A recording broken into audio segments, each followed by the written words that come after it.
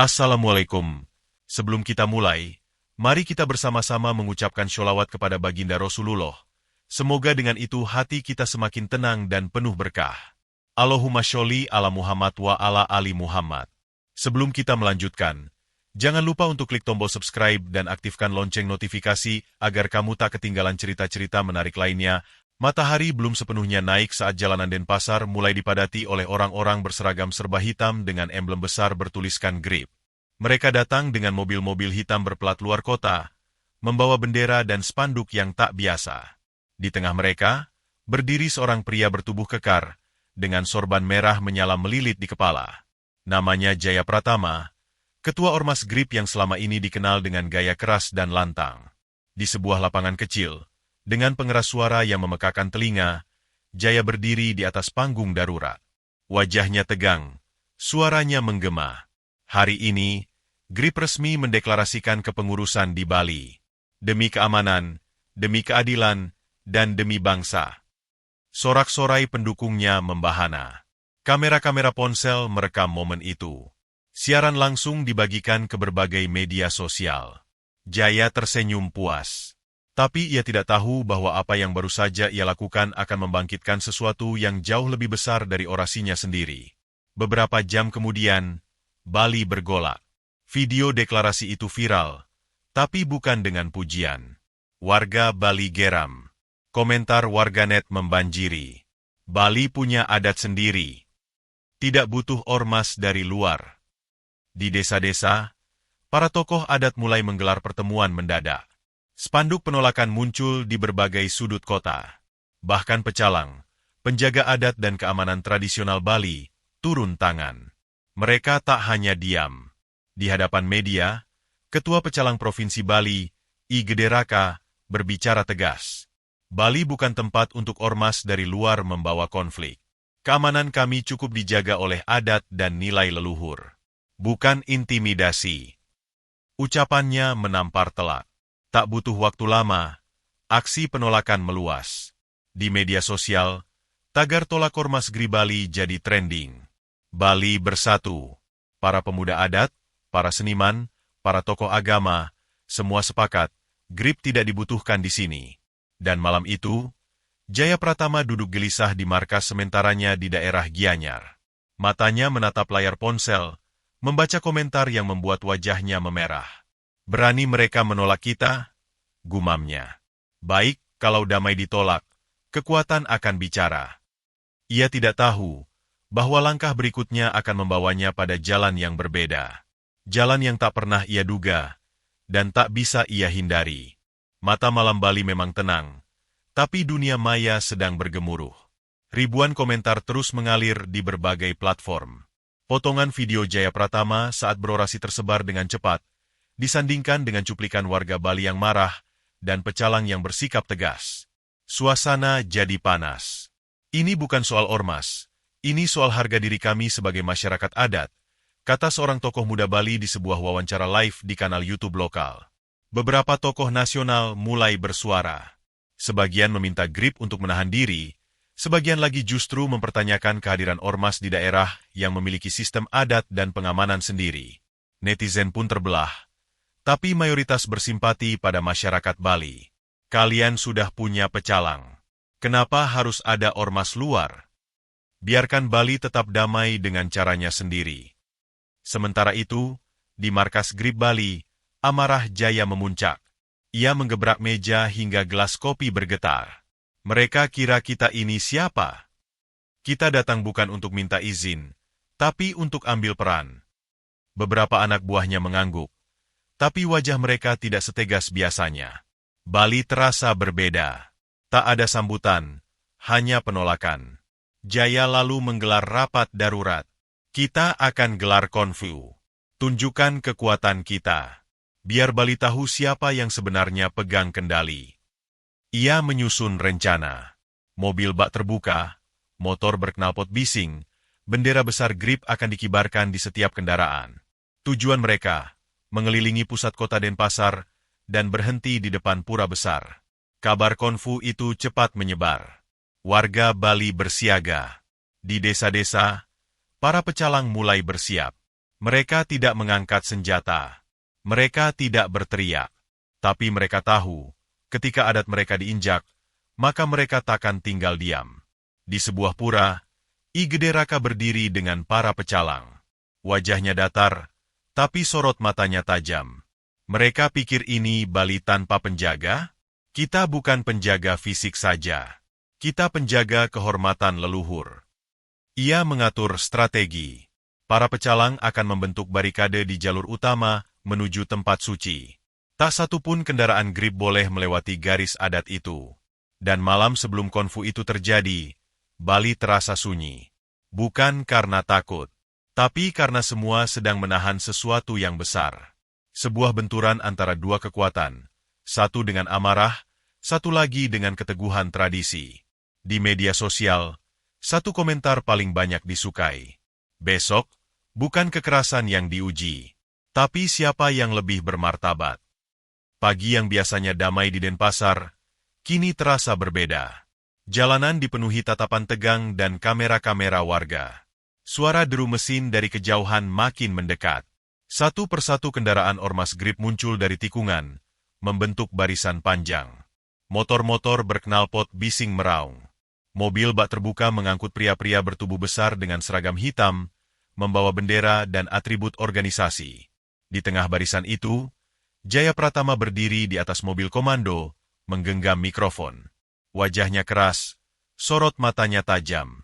Kita bukan datang untuk perang, tapi jangan uji kesabaran kita, teriaknya lantang. Konvoi terus bergerak menuju pusat kota, melewati pasar, pertokoan, dan pura-pura kecil di pinggir jalan. Warga hanya menatap dalam diam, beberapa memvideokan dengan wajah khawatir. Bali belum pernah melihat pawai seperti ini, berbau intimidasi, bukan budaya. Tapi di perempatan terakhir, langkah mereka terhenti. Barikade manusia telah terbentuk. Puluhan pecalang berdiri tegak di tengah jalan, mengenakan pakaian adat lengkap. Mereka tak membawa senjata, hanya tongkat kayu tradisional di tangan, dan kain poleng hitam putih diikatkan di pinggang. Di belakang mereka, para pemuda desa berdiri membentuk lapis kedua, sambil membawa sesajen dan dupa. I Gede Raka berdiri paling depan. Suaranya tenang, tapi mengandung kekuatan yang sulit dijelaskan. Putar balik. Bali tidak butuh pertunjukan kekuatan. Ini tanah adat, bukan panggung kekuasaan luar. Jaya mengangkat mikrofon lagi, suaranya menggema. Kami punya hak sebagai warga negara. Ini Indonesia, bukan kerajaan adat. Tapi kata-katanya menggantung. Tak ada yang membalas. Hanya bunyi gamelan kecil dari pura terdekat, dan suara burung yang seakan mengolok kesombongannya. Salah satu anak buah Jaya melangkah maju, mencoba mendobrak barikade pecalang. Namun begitu ia menyentuh tongkat salah satu penjaga adat, tubuhnya gemetar. Entah karena tekanan batin, atau karena kekuatan tak kasat mata yang diakini melindungi Bali sejak zaman dulu. Tiba-tiba dari arah belakang, belasan polisi datang. Mereka sudah mengamati situasi sejak pagi. Tak ada kerusuhan, tapi situasi dianggap cukup untuk tindakan hukum. Seorang petugas datang mendekat Jaya. Anda sudah cukup membuat keributan. Kami amankan untuk pemeriksaan. Jaya menolak. Tapi sebelum ia sempat melawan, tangannya sudah diborgol. Mobil komando yang ia banggakan kini menjadi saksi bisu. Para anggotanya terdiam. Satu persatu menunduk. Tak ada yang berani bergerak. Warga Bali bersorak lirih, bukan karena benci, tapi karena mereka tahu kebenaran tidak perlu berteriak. Cukup berdiri tegak dan membela adat. Saat borgol itu mengunci pergelangan tangan Jaya Pratama, dunia seakan berhenti. Kamera warga merekam semua detik demi detik. Wajah sang ketua ormas tak lagi garang. Sorot matanya kosong, seolah baru menyadari bahwa Bali bukan tempat untuk pamer kekuasaan. Mobil tahanan bergerak pelan, meninggalkan kerumunan. Di dalamnya, Jaya duduk membisu. Suara-suara dari luar masih terdengar samar. Seruan warga, alunan gamelan, doa-doa dari pecalang yang tetap berdiri dalam tenang. Di kantor polisi, Jaya dipisahkan dari rombongannya. Pemeriksaan dimulai. Anda ditahan karena memprovokasi kerumunan tanpa izin dan melakukan tindakan intimidatif terhadap masyarakat adat, ucap seorang penyidik. Jaya tak menjawab. Ia hanya menatap lantai. Pikirannya melayang ke pagi tadi, ketika ia mengira akan menguasai Bali dengan konvau. Sekarang, semua berakhir dengan rasa malu. Di media sosial, video penangkapannya sudah viral. Netizen ramai-ramai menertawakan kegagalannya, tapi tak sedikit pula yang mendoakan agar Jaya belajar. Bukan tempatnya unjuk otot. Bali tidak butuh jagoan dari luar. Mereka punya penjaga sendiri. Di sisi lain, I Gede Raka bersama para pecalang kembali ke pura. Mereka tidak merayakan apapun. Tidak ada sorakan, tidak ada selebrasi. Ini bukan kemenangan. Ini hanya pengingat bahwa adat lebih tinggi dari arogansi, kata Raka pelan. Malam itu, Bali kembali tenang. Dupa menyala di setiap rumah. Doa-doa dinaikkan untuk ketentraman. Sementara itu di balik jeruji besi, Jaya termenung. Tak ada lagi konvau, tak ada lagi mikrofon, hanya sepi dan penyesalan. Apa aku sudah terlalu jauh? Bisiknya sendiri. Esoknya, pengacara Jaya datang. Masih ada peluang bebas bersyarat, tapi Bali sudah mencatat nama Anda. Jaya hanya mengangguk. Kita tak akan kembali ke Bali, gumamnya. Kalimat itu keluar bukan karena takut, tapi karena ia mulai mengerti. Tanah ini bukan untuk ditaklukkan, tapi dihormati. Ketika kekuasaan tumbang di hadapan kehormatan, maka bukan senjata yang bicara, tapi nilai. Dan di Bali, nilai itu dijaga oleh pecalang, oleh adat, oleh doa-doa yang tak pernah padam. Sel di sudut kantor polisi itu dingin dan sempit. Jaya duduk bersandar di dinding. Matanya kosong menatap jeruji. Suara-suara dari luar hanya sayup, tapi pikirannya ribut. Bukan tentang Bali, bukan tentang pecalang, tapi tentang dirinya sendiri. Di balik tubuh kekar dan suara lantang, Jaya menyimpan luka lama. Sejak kecil, ia tumbuh tanpa arah. Ayahnya pergi, ibunya berjualan kecil untuk bertahan. Kekerasan menjadi bahasa hidupnya. Dan ketika ia bergabung dengan GRIP, ia merasa memiliki rumah. Organisasi itu memberinya panggung, kekuatan, dan rasa dihormati. Tapi apa arti semua itu jika ia akhirnya terjatuh karena egonya sendiri? Dari balik jeruji, datang seorang lelaki tua, berpakaian sederhana, membawa sebungkus nasi dan air mineral. Jaya, ucapnya pelan. Jaya terkejut. Pak Darto. Pak Darto adalah mantan guru Jaya waktu sekolah dasar. Satu-satunya orang yang dulu selalu bilang, kamu bisa jadi baik, asal tidak keras kepala. Aku lihat videomu, kata Pak Darto. Kau tidak berubah. Masih menantang semua orang. Tapi kali ini, kau tantang tanah yang tidak bisa dilawan. Jaya terdiam.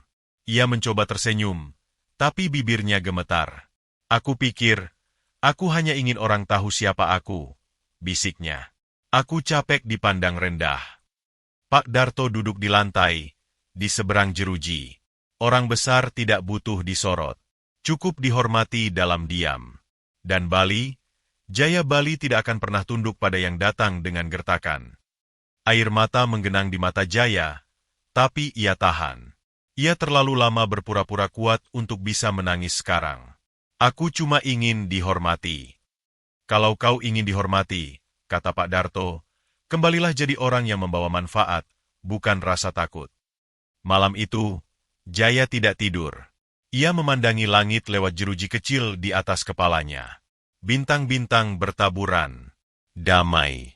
Untuk pertama kalinya dalam hidup, Jaya tidak memikirkan kekuasaan. Ia memikirkan apa artinya pulang, dan apa artinya menjadi lelaki yang benar. Di luar, Bali tetap tenang. Pecalang tetap berjaga. Dan dunia terus berputar. Tapi di balik sel, seseorang mulai berubah. Bukan karena dipenjara, tapi karena akhirnya, ia mulai memahami arti hormat yang sesungguhnya. 3 hari setelah penangkapannya, suasana di kantor polisi mulai mereda. Wartawan sudah tak ramai seperti kemarin, tapi nama Jaya Pratama masih jadi perbincangan hangat. Warganet membahasnya, membandingkan keangkuhannya dulu dengan wajah lesu yang terekam saat diborgol. Di dalam sel, Jaya mulai banyak diam. Ia tak lagi memaki, tak lagi marah. Hanya sesekali menulis di sobekan kertas, catatan kecil tentang apa yang ia rasakan. Pagi itu, seorang polisi masuk ke selnya. Ada tamu. Kamu diizinkan bicara dengannya di ruang mediasi. Di ruang kecil yang diterangi cahaya matahari, Jaya melihat sosok yang tak asing, I Gede Raka, ketua pecalang Bali. Pria itu datang sendiri, mengenakan pakaian adat lengkap, wajahnya tenang seperti biasa. Jaya berdiri, gugup. Saya minta maaf, katanya, pelan. Raka duduk, menatap langsung ke mata Jaya. Maaf itu bukan untuk saya, tapi untuk semua yang kau buat gelisah. Untuk warga yang merasa tanahnya diinjak, dan untuk budaya yang kau coba taklukkan. Jaya menunduk. Tangannya menggenggam erat lututnya. Saya datang ke Bali bukan untuk cari masalah. Tapi saya terlalu bangga. Terlalu merasa besar. Raka mengangguk. Kami di Bali tidak benci orang luar. Banyak yang kami anggap saudara. Tapi satu hal yang tak bisa ditawar, hormat. Kalau kau datang dengan kepala tinggi, maka tanah ini akan merendahkanmu. Jaya mengangguk pelan. Saya akan bubarkan kepengurusan GRIP Bali. Dan setelah bebas nanti, saya ingin datang ke sini bukan sebagai ketua ormas, tapi sebagai tamu yang belajar. Raka tersenyum kecil. Jika niatmu benar, Bali akan menerimamu. Bukan sebagai pemimpin, tapi sebagai manusia. Di luar ruangan, langit biru tanpa awan. Sinar matahari jatuh lembut di atas pohon-pohon Kamboja yang bergoyang pelan. Dan di dalam ruang itu, dua lelaki dari dunia berbeda akhirnya bicara tanpa ego. Bukan untuk menang, tapi untuk berdamai. Perubahan tidak datang dari kekalahan. Ia datang ketika seseorang cukup berani untuk mengakui bahwa ia salah. Dan Bali, dengan seluruh adat dan ketenangannya, telah mengajarkan hal itu dengan cara yang tak bisa dibalas dengan kekuatan. 2 minggu berlalu sejak insiden konfu Ormas GRIP di Pulau Dewata. Kasus Jaya Pratama berakhir dengan keputusan mediasi dan pembekuan resmi kepengurusan GRIP di Bali. Ia dibebaskan lebih cepat karena kooperatif dan mencabut seluruh klaim kepemimpinannya di tanah tersebut. Hari itu, Jaya keluar dari kantor polisi tanpa sambutan, tanpa iringan rombongan. Hanya ditemani Pak Darto yang setia menunggu di depan gerbang, membawa jaket lusuh dan sebungkus roti hangat. Kamu sudah bebas, tapi yang paling penting, kamu juga baru mulai, ucap Pak Darto sambil menyerahkan jaket. Jaya hanya mengangguk. Kali ini tidak ada teriakan, tidak ada ancaman, hanya langkah pelan menuju halte bus. Dalam perjalanan pulang, ia melihat Bali dengan cara berbeda. Tak lagi dengan mata seorang pemimpin yang ingin menguasai, tapi sebagai manusia biasa yang ingin belajar. Pura-pura di tepi jalan, anak-anak menari dengan senyum polos, pecalang yang berdiri santai sambil menyapa warga, semuanya terasa hangat, bukan menantang. Sampai di bandara, ponselnya kembali aktif. Ratusan pesan menumpuk. Ada yang mencaci, ada pula yang menyemangati. Tapi satu pesan membuatnya diam cukup lama. Dari nomor tak dikenal. Kau datang dengan dada membusung, tapi pulang dengan kepala menunduk. Itu bukan kehinaan, itu awal dari pemahaman. Ia tak tahu siapa pengirimnya, mungkin warga, mungkin pecalang. Tapi pesan itu seperti cermin. Ia tersenyum tipis dan membalas singkat. Terima kasih. Saya belajar. Setibanya di Jakarta, Jaya tidak langsung ke markas. Ia pulang ke rumah ibunya di pinggiran kota. Pintu tua yang berderit itu menyambutnya dengan wangi masakan yang sangat ia rindukan. Kamu kurusan, kata ibunya sambil mengelus pipinya.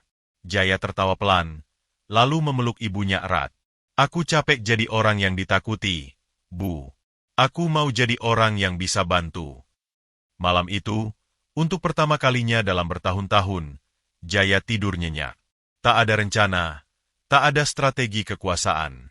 Hanya niat sederhana, memperbaiki hidup dan menebus kesalahan.